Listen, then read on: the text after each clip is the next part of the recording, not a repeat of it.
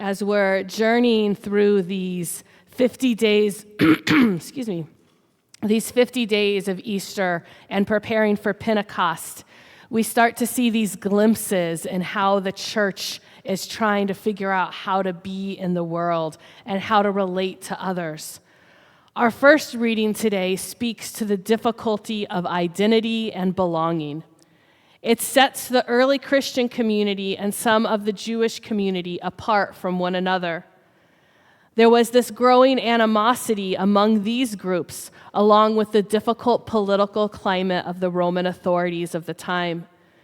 They were navigating and arguing the age-old question of who belongs and who is right. Is it the Jewish community? Is it this growing group of the Jewish community that are professing Jesus as Messiah? And where do the Gentiles fit into this group?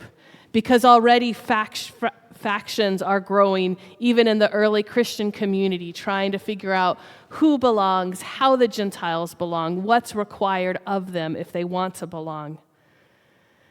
As we navigate this reading today, I'm sure already you can see the parallels of how we live our lives, of who belongs and who doesn't belong, who gets in, and what do you need to do to get in.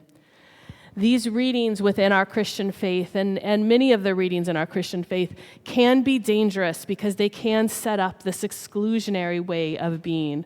These readings, this one and others, have been used to promote anti-Semitism, to promote hatred among different groups, to decide who is and who is not in. But our second reading today turns this type of exclusion on its head. Because in this little reading, there's no mention of separation, but rather a great multitude.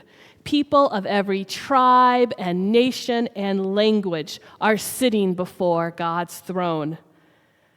And so holding on to both of these readings, there's no simple way to view our gospel.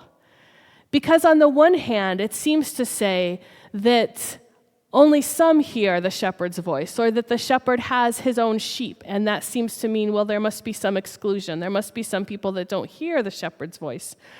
But on the other hand, it opens it up to the reality that maybe all hear the shepherd's voice. Maybe all tribes, all languages, all nations hear the shepherd's voice. So I'd like to invite us to look a little deeper into our short little gospel of today.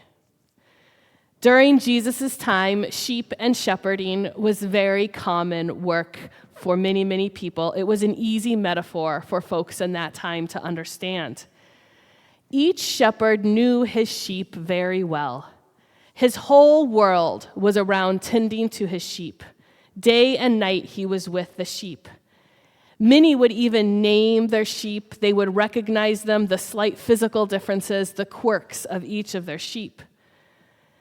But at that time, for safety, the sheep at night were all brought together. So different shepherds would bring all their sheep together so that they could be guarded and watched over together. The sheep would mix among one another, and anyone from the outside would not have any idea which sheep belonged to which shepherd. But the shepherds knew, and the sheep knew their shepherd's voice. All they would need to do was call out for their sheep, and their sheep would separate. What a beautiful image taken in that simplicity of who God is for us. That God knows our quirks, our little differences, the things that make us uniquely us, and that we know God's voice. We hear that voice, and we come to that voice. In that metaphor, we are told that that is innately a part of who we are. We know God's voice. Now, of course, this doesn't solve the worrisome idea of, well, then what are the other sheep, the sheep that don't hear the voice? And I think the way we can kind of let go of that struggle is to just recognize that this is a metaphor, and every metaphor has an end. Metaphors can illuminate beautiful ideas, But if we keep walking through a metaphor to try to explain our whole faith, it's going to get a little tricky, because we know that the shepherd is going to shear some of his sheep. He's probably going to kill some of his sheep. Sheep are incredibly dumb animals.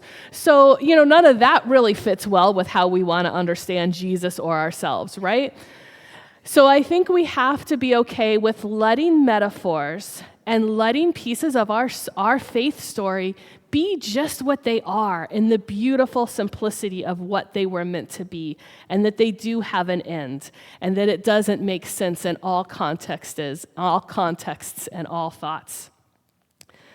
So I think this little gospel is simply trying to let us know that we can let go of some of our worries, to let our anxiety drift away, to breathe deeply and rest easy, and remember that you know God's voice, that God knows you, and that always and forever in your life and in each and every other human's life, and probably all of creation, is orienting and moving toward God.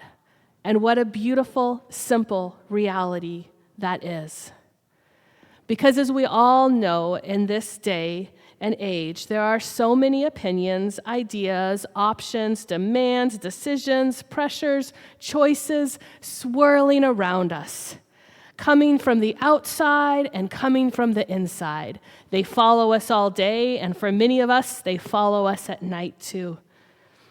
And it's hard for us to rest and know deep within ourselves that we are listening to God.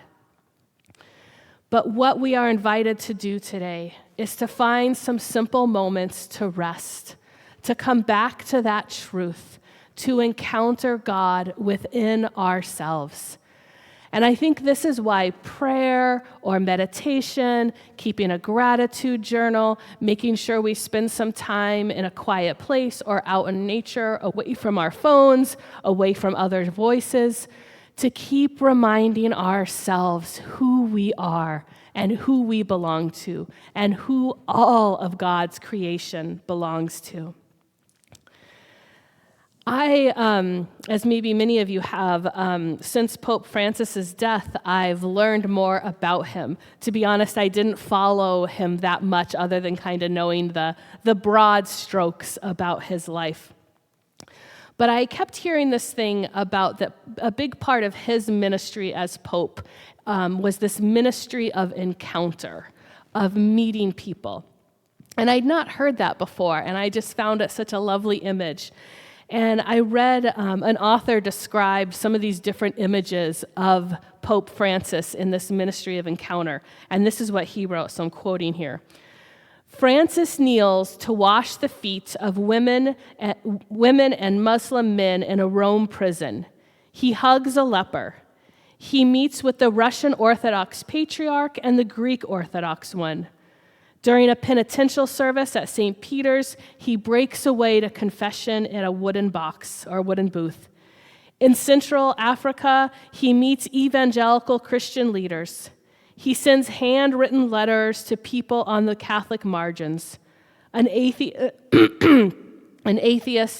a survivor of sexual abuse, a transgender person. He sits across a desk from embattled figures in the church. In Iraq, he meets with the Shiite Grand Ayatollah Ali al-Sistani. In the United Arab Emirates, he signs a joint statement of human fraternity with Sunni Muslim leaders. End quote. We have this image of how this man was trying to encounter the other within his scope in what he was able to do. I'm very glad that I am not one of the leaders of one of the world's biggest religions. I can only imagine all the voices that he had in his own head, let alone all those people that were telling him how he should be and act in this world. After his death, I was listening to the president of a prominent Catholic organization here in America, and she was being very kind, but was also carefully critiquing him. And she was talking about this ministry of encounter and that it was confusing for some people because he would meet with transgender people. And I just loved that idea of it being confusing. So I thought, yeah, Jesus was pretty confusing to most of us, you know? So I did some more digging, and I was unaware that beginning in 2020, the Pope started to regularly meet with people that were transgender. One woman who was part of one of those meetings wrote about her experience and said that the Pope reached out, held her hand, and said, "Please pray for me. Please pray for me." I have plenty of critiques about the Roman Catholic Church that raised me, and I would argue that the Pope and many leaders have ample more opportunities to make the church more open and affirming to the LGBTQ community. But I think this confusing ministry of encounter is a beautiful place to start, a simple place that can help us all move closer to the shepherd's voice. Because I would suspect as a young priest, Pope Francis would not have been open to the idea of meeting with transgender people. Maybe he didn't even know what that meant. And yet in the last years of his life and ministry, that's where he was led. And I wonder about how both he and this woman were forever changed by that mutual bravery and humility.